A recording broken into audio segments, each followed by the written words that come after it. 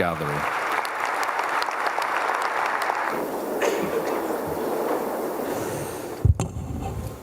The sound you hear is the ticking clock. We are in the final countdown to limit global temperature rise to 1.5 degrees Celsius. Well, hold on there. We're already about 1.4 according to the alarmists. So he's talking about this disaster happening with another 0.1. Well, let's see what else he's got to say, because that doesn't make sense. And time is not on our side. So doubling down on fossil fuels is absurd. The clean energy revolution is here. No group, no business, and no government can stop it. Well, what a silly man. No government can stop it. I think America, with Trump's going to have something to say about that. But let's look at the facts. Today, we are burning more fossil fuel than ever in history of mankind, and that's continuing to rise very steep. You know, in the UK, all our wind and solar today, added together, comes to 4.8% of our total power output. Yeah, so, I mean, this is absolutely meaningless. No government can stop it. And this is because this man, who's dangerous to the world, in my view, this man is all about something else, got nothing to do with climate change. Let's carry on and see. But you can and must ensure it is fair and fast enough to limit global temperature rise to 1.5 degrees Celsius. COP29 must tear down the walls of climate finance. Developing countries must not leave Baku empty-handed. A deal is a must, and I'm confident it will be reached. Well, this is a salvation.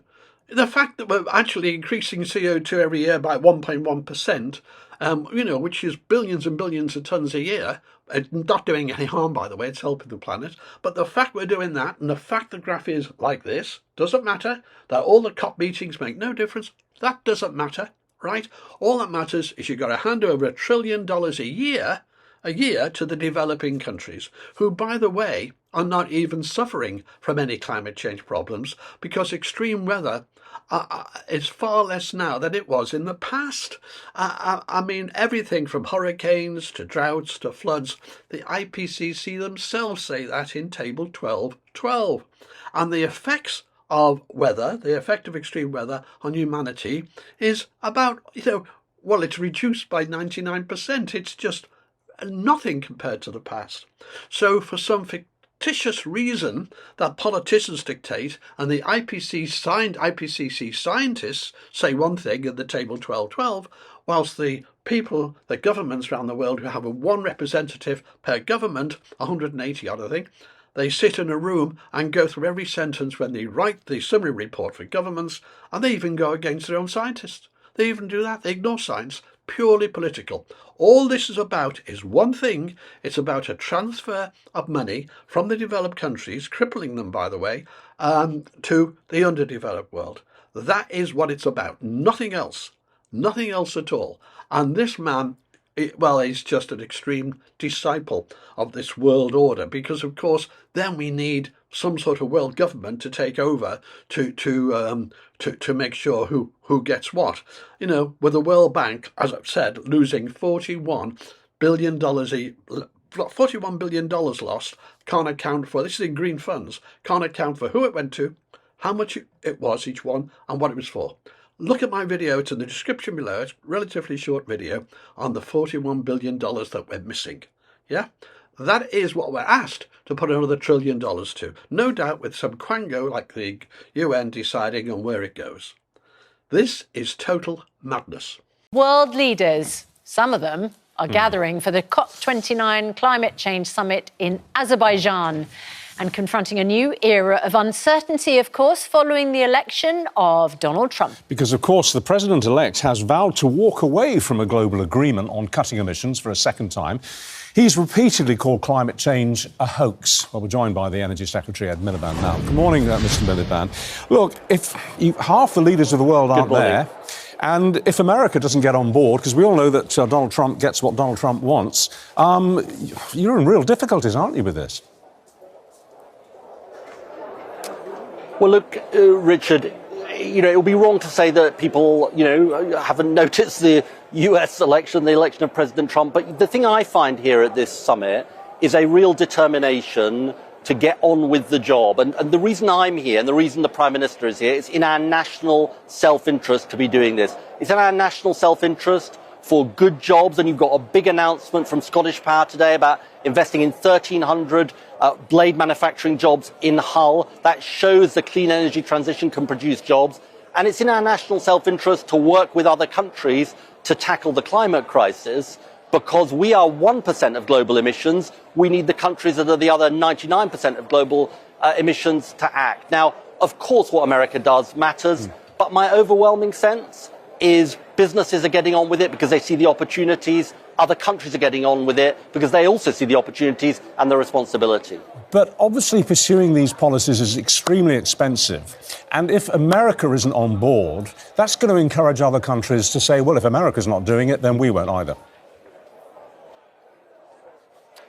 Well, just on it being expensive, I mean, the key thing for Britain is that by going towards clean power by 2030, the government's commitment, we now have independent affirmation from the National Energy System operator that can not only increase our energy security, but can lower the costs of electricity. You see, if we'd been having this conversation 15 years ago, Richard, we'd have been saying, well, renewables are much more an expensive option, but they're right in the long term for climate and other reasons. Today, the reality is, and not just for Britain, for other countries as well, is that actually renewables are cheaper than fossil fuels. I've done a video on this NESO report he refers to. By the way, he controls it. The Secretary of State is the 75% shareholder of NESO, so they control it. And this NESO report does not say what he says. What this NESO report says is if the impossible, some miracles can happen on technologies that haven't even been proven, and if the price of gas goes up enormously, which it doesn't, and if over all these years to come, decades to come, maintenance costs on things like wind farms don't change, all sorts of impossible ifs, if then it may be about the same price. The truth is, today, gas in the UK is £54 a megawatt hour. The truth is, they tell you it's £114 a megawatt hour. Why? Because they add £60 carbon tax to it. So they invent the price. So today, gas is much cheaper. And even his own report, the NESO report, clearly states that we've got to keep all the gas stations going. And these are gas stations that don't bury the CO2. They are unabated gas stations just like they are today, and we can't afford to close any. All this is being ignored. He has to keep on this total fabrication of ignoring his own NESO report, and the description to that video and its follow-up is in the description below. The link to those are in the description below. So there we are. I just find this man amazing. He just goes against his own evidence. Why? For virtue signalling. He ignores the fact that even if we disappeared as a country, we wouldn't stop the growth of CO2. We have no effect on it at all. That is anyway measurable. And they're doing all this. They won't debate the subject. Please note that they won't debate people like me or other people or even world-leading professors on it. They will not debate that because they have to keep this political myth going. What we got here is a complete climate zealot, a nutter, who is ruining the British economy. But he's not alone. He's got a mate, but we'll come to that soon. Than fossil fuels. So whether it's solar or wind, this is actually the way forward economically as well as ethically. That's why I think the transition is unstoppable, because it's in our economic interests as well as the economic interests of other countries to act. But those alternative technologies which you just listed, you talk about being unstoppable, they're sometimes unstartable. If you look at the weather that we've had in the UK, I don't know how long you've been out there for, but for the last 2 weeks, until yesterday actually, we had virtually no wind, and we had virtually, in fact, no sunshine at all. So the windmills wouldn't be spinning and the solar cells wouldn't be discharging electricity. 2 weeks that went on for. You do need backup, don't you? You do need gas-powered stations or maybe nuclear stations. You can't go completely green. Here's the answer to that, Richard, and basically you're right. Renewables are the backbone of the system. And increasingly, you can store renewable power through battery technology and what they call long duration storage. That is simply not true. Batteries, the storage in batteries, now I've covered this in part 2 of the Ed Miliband Deceptions videos with Ralph Ellis. We've covered that very well. But the storage of on batteries is so expensive, it's ridiculous. And we were talking about many trillions repeated every 10 or 12 years. It's impossible. It's totally uneconomic. The reason we have batteries is for frequency stabilization, that's all. I'll give you an example. The biggest battery farm in the UK is 1/5 of a gigawatt hour. 1/5. And we may need, in the future, on his plans, watch the video, we may need up to 20,000 gigawatt hours of storage. So, sorry, there is no long-term storage in either pump storage or in batteries or anything like that. There is nothing. There is no long-term storage. The only solution, and his own report recognises this, is we have to keep the gas going. And what we're doing is building an alternative system to our gas supply.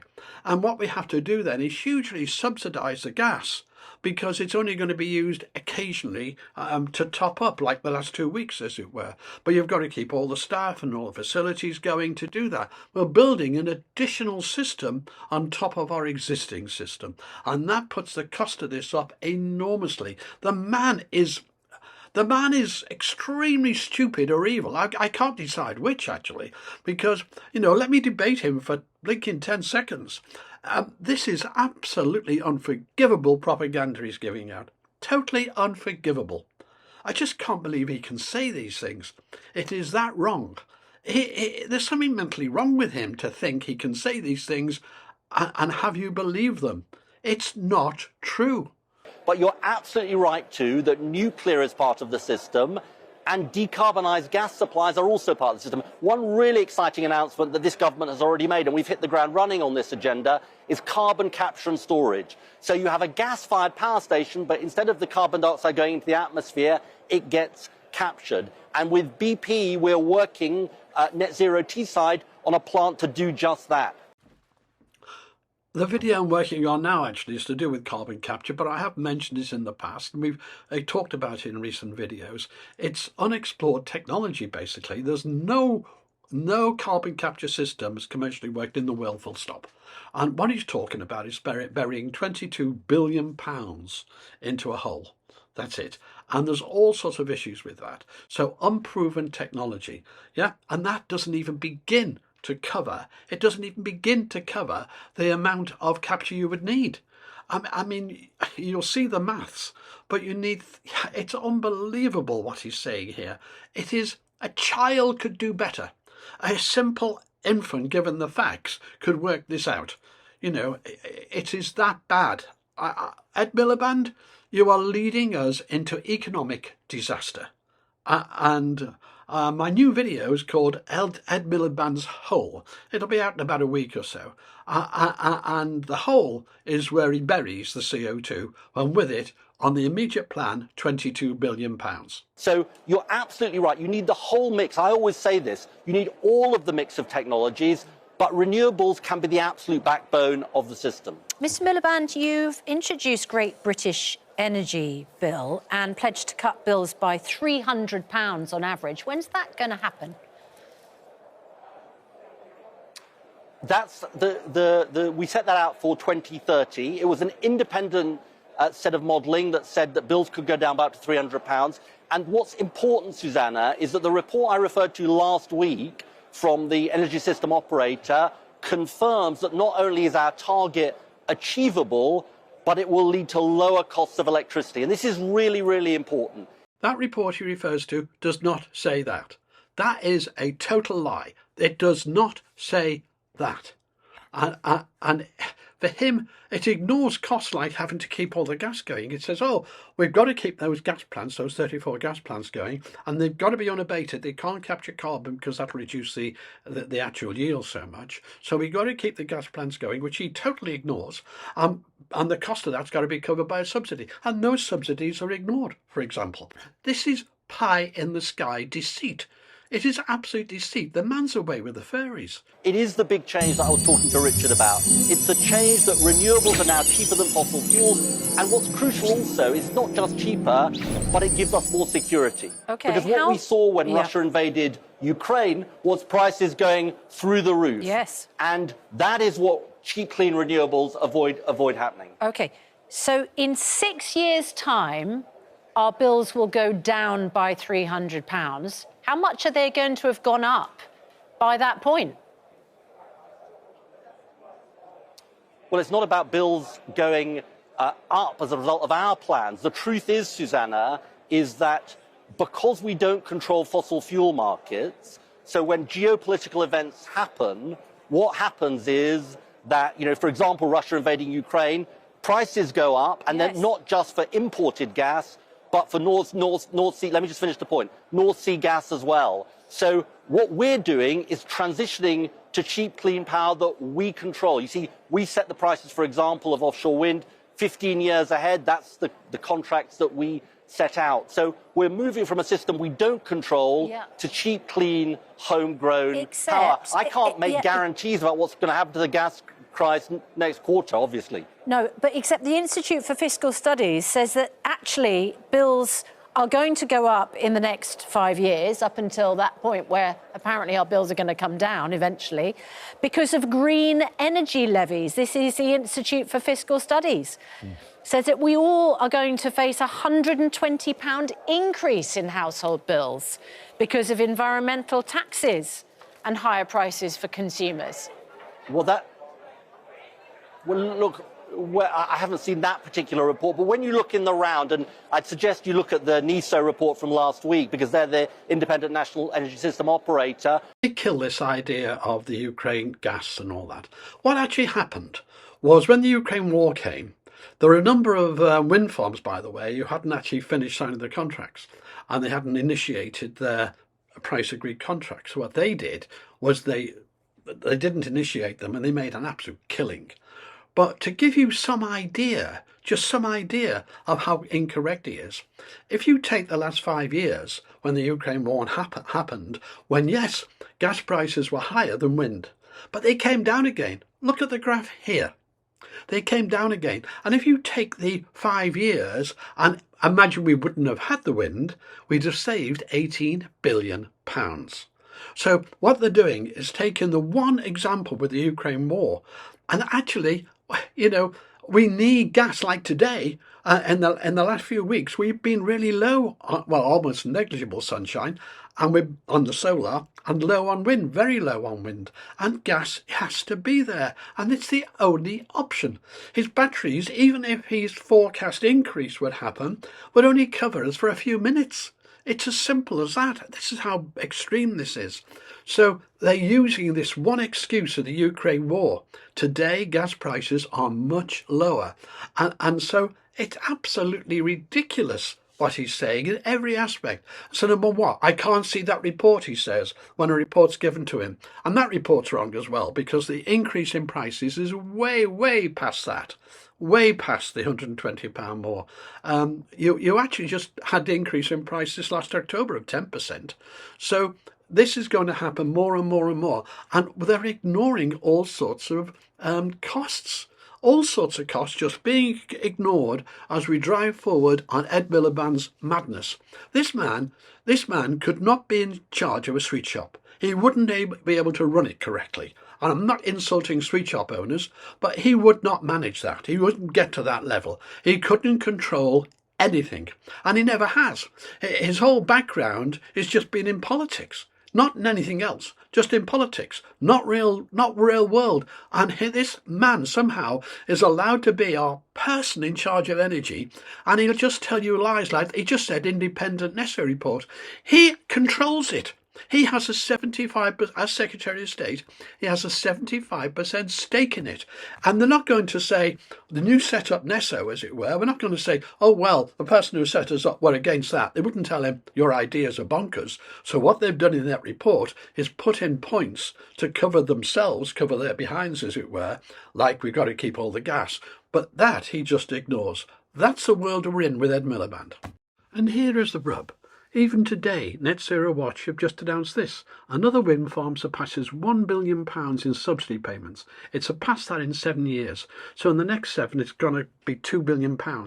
It's actually a scandalous subsidies going on in these wind farms. It's well worth looking at that Net Zero report. I'll give you the link in the description below. What they say is that our plans lead to cheaper costs of electricity, because the truth is that renewables just offer a cheaper way forward than fossil fuels. So when you look at it in the round, which is what they do, they say it leads to lower costs, not higher costs. Okay, and right. That is the big change. And it's not just lower costs, it gives you security from those huge price spikes which hit all of your viewers and indeed businesses across the country. We're trying to get away from those price spikes which have hit people so badly. OK, I'll tell you one cut that people have definitely felt, and that is the cut in the winter fuel allowance that is affecting pensioners. And we've heard today from a charity, Marie Curie charity, researchers said that those in the last year of life experienced increased rates of fuel poverty, not having adequate income to heat their homes to a reasonable temperature. We spoke to one individual, Helen Van Buren. She has been given 6 to 8 months to live. That was back actually in 2014, but she is living now in poverty, doesn't receive winter fuel allowance, says she's dying of cancer and cold, doesn't know which will get her first, and has this message for the government. Because I have such a small income that to keep myself warm, I would need to spend an awful lot. I can't live a normal life anymore. I'm trapped. Come and spend a day with me in the middle of winter with no heat and see how you feel. Do you have regrets about removing winter fuel allowance? Well, I'm incredibly sympathetic to your viewer that we just heard from, and that's why the government is taking action to increase the basic state pension, which is so important. That is the foundation of dignity in retirement, to make sure that people are getting the pension credit, to expand the household support fund so there can be help for particular people in difficulty like your viewer. And that's why we're also working with the energy companies to make sure that they can offer help to people in difficulty. Now, obviously, on the winter fuel allowance, that was a difficult decision that we made as a result of the inheritance we had when we came in and the black hole from the previous government. Well, that is just gobbledygook. That old lady there doesn't qualify for the winter fuel supplement. That's her situation. You see, people like Ed Miliband and his government put their ideology way above the core of people, way above it. They're talking about an invented black hole they won't even detail, they inherited. But the new video I've got, Ed Miliband's hole, will show you they're just burying 22 billion in that black hole on just burying CO2. I mean, this is more important than the people. This government just has to go. It really, really does. There's so much damage being done. And they've got this man who's got the brain of a child in charge of our energy. You could not make this up. But Ed Miliband is not alone. He has a totally out of his depth Prime Minister called Starmer. And here he is, a cop, doing another political promise with no understanding that already our solar and wind in the UK at this moment is only 4.8% of our total energy production. And yet he wants to reduce it all by 81% by 2035. Just a political virtue signaling stance from a man who's just as bad as Ed Miliband and allows Ed Miliband to be in place. So I've got no empathy or sympathy for this man who's set about to destroy Britain so quickly you can't make it up. I don't think that as we tackle this really important issue, the way to do it is to tell people how to run their lives and instruct them how to behave. That is an absurd statement from a Prime Minister who is wanting to ration our beef, get us to eat insects, do away with our petrol and diesel cars, force us into all sorts of conditions as regards the energy ratings of our houses. You're not able to rent, you're not able to do all sorts of things. I mean, I think he's stupid. I think that's the only explanation I can give for such claims. I'm not going to do that. I made a commitment before the election and shortly after the election that we'd be a government that trod lightly on people's lives. But an 81% cut in emissions in just 10 years is anything but light. It'll take more than already ambitious plans for zero carbon electricity, including things like heat pumps in tens of millions of homes and shifting millions more of us into electric vehicles. How are you going to get people to do that without making them do it? It's not about telling people how to live their lives. It really isn't. Look, what we want to see, and I often say this, we're in the better lives business, and we think this is all achievable. But I'm absolutely about carrots, not sticks. And I think we can do this in a way that is in people's financial interests, based on the choices people make. Carrots, not sticks. So new taxation on petrol and diesel cars going up to £5,000 now for anyone buying a new car to discourage them, and then rising. And then no ban, a total ban on the purchase of petrol and diesel cars in 5 years, which means that manufacturers are in a quandary, really, because there isn't any ban for EVs. They're putting all sorts of rules and conditions on homes, that they're charging all these carbon taxes left, right and centre, that they're putting thousands and thousands of pylons all over the country to take the new grid we've got to build alongside the existing one for renewables. I mean, every single area they're trying to control your lives. And he's got the audacity to say that. I just can't believe he can say that and hope that any sensible person could believe a word he says or the Prime Minister says. I don't know what's going to happen in the UK, but I almost think we're going to end up in a position of mass demonstrations, peaceful, I hope, in all the towns over Britain, to bring the government down in the end, because they're so bad. So bad they're putting the cost of food up. They want to restrict food. They're talking about now taxing meat and so on. So, we don't want to do it with a carrot, not the stick. I'm afraid it's only by the stick. Anyway, thank you for watching this. I hope you enjoyed it. See you next time.